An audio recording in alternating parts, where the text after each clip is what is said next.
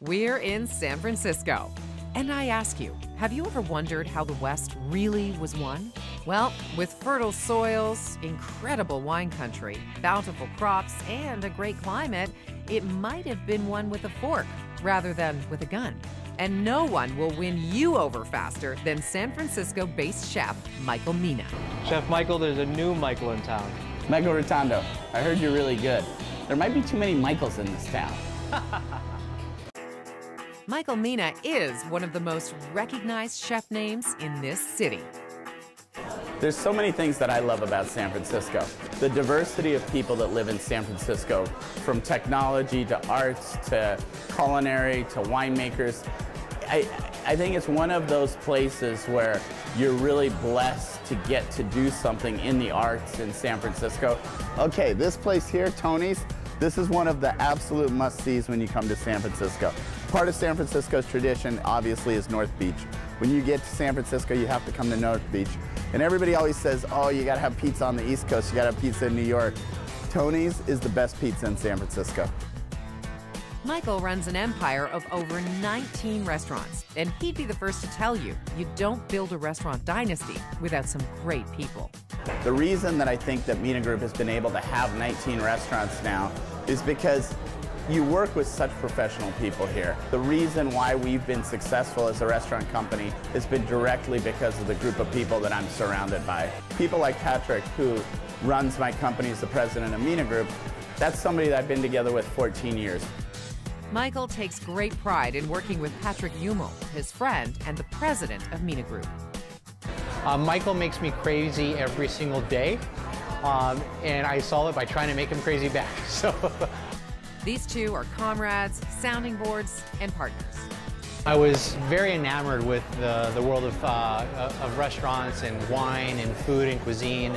So when I had the opportunity to meet Michael, I was thrilled, and I jumped at the chance. We were able to come together, and I haven't looked back ever since. Remember that old saying, never mix friends with business? Well, Patrick and Michael prove it isn't true. We've been able to keep that front of house, back of house war that usually goes on in a restaurant because Patrick has taken the time to really learn the back of the house. I've taken the time to learn the front of the house, and so there's a mutual respect factor. People ask me, do I have to work hard to get my way? And it's really not about my way, it's about our way, and it's about what is the best way for the guests, what's the best way for the staff, what's the best way for the restaurant. The culture of our business is just like our friendship. It's about putting other people first. With this many restaurants under his belt, Michael keeps his kitchens running like well-oiled machines. Look around. These are the training grounds of the next great chefs. I think that, the important thing when you have people working in your kitchen is really giving people the whole package in the sense of you're not going to learn everything from one person in your kitchen. So if you create a culture in your kitchen of doing things right and learning from everybody in the kitchen, and if you have a restaurant that you change the menu often, it's really a great way for young cooks to learn and also make sure that they learn all the sides of the restaurant. In this day and age, being a chef means so much more than just cooking one plate. Michael Mina's is famous for their tuna tartare. So this dish really speaks to what's important to me and to this restaurant in food, and that's, we like bold flavored food. We like food with a lot of flavor. When you start adding a lot of flavor to your food, it's very important to balance it. And this dish kind of has all of those components going on. You got sweetness from the pears, you got spice from the Scotch bonnet peppers, you've got richness from the pine nuts, and a little bit of richness from sesame oil that we're gonna finish it with. And the pears also give you a nice bite of acidity as well. And this dish has been, since 1991, the one dish you can't take off the menu. Just beautiful. You want to shop where chefs shop? Follow Michael and Patrick on a day off for a little tour of San Francisco history.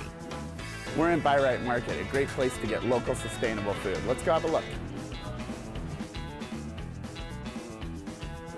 This is a real neighborhood restaurant. This is what San Francisco is all about. Having a neighborhood where you can get a variety of meats at your neighborhood grocery store, like boneless quail, guinea fowl, squabs, pork belly, tenderloins. Everybody always says, you know, what is the best foodie city? What is the best city for food in the United States? I love San Francisco because of the product. You have the best product here. San Francisco is a lot about food. Everything here is sourced fresh, made on site, or very local. The Bay Area is about these amazing farmers and growers and fishermen, and then it's the care that you take in the product afterwards. And whenever I go out to shop, it means a lot to me to go to a place that really actually understands how to butcher. To be able to get that in a neighborhood restaurant, it really speaks to what San Francisco is all about. Probably one of the most delicious cuts of lamb that you can possibly get, which is a lamb neck. And it's really rare to find lamb necks, especially in a market. I know here at Buy Right, they bring in whole lambs, and so that's how you end up getting the neck.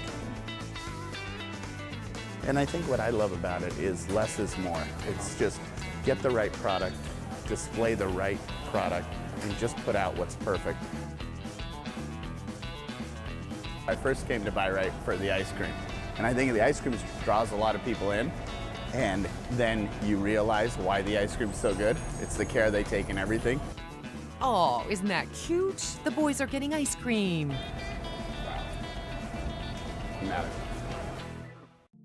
So there you have it, San Francisco, as seen through 3 of its best chefs. A city of Victorian architecture, contemporary history, and awesome taste.